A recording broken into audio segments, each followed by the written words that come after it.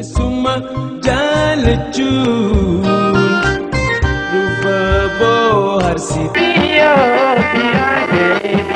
magaya kunoo boona dhufee fardaan dabala.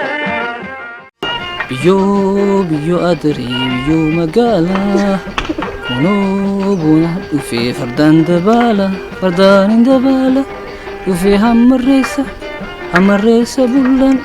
Ganama bariisa alaalaan na dhawee shuruuf kan qilleensaa. Akkam jirtan daawwattoota keenya afaan dimtaqinaan jedhan barreessaa Harargee kitaaba ji'oo kanaati.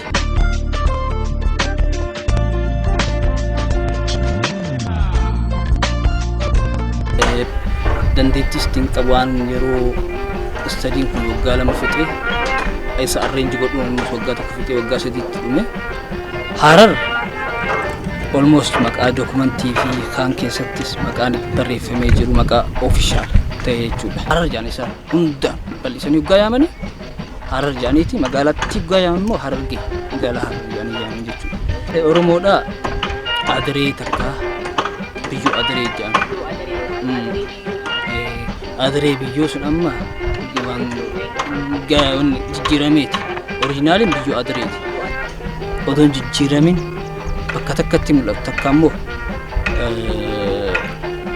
waan bakka takka sabatee argamu yeroo dheeraadhaaf waan akkasiisan saniin adaree ja'a.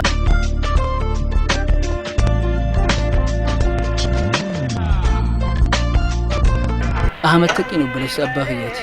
Obboleessa xiqqaa jechuudha. Taqiin guddaa dubbii teenya irratti Taqii miti maqaan abbaa isaa. Ahmad Taqiin maqaa nama tokkooti. Hassan Ibrahim jedhama namni sun. Kan isin beektan garuu miidiyaan beeku Eelamoo Qilxuu jechuun beektan.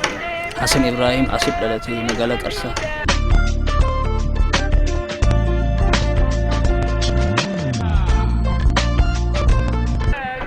Ala ta'ee rabbi jedhee TV Hararii gubbaa wajjin isin wajjin tura. Na eeggadhaa fayyaana ta'a. Isuma jalachuun rufa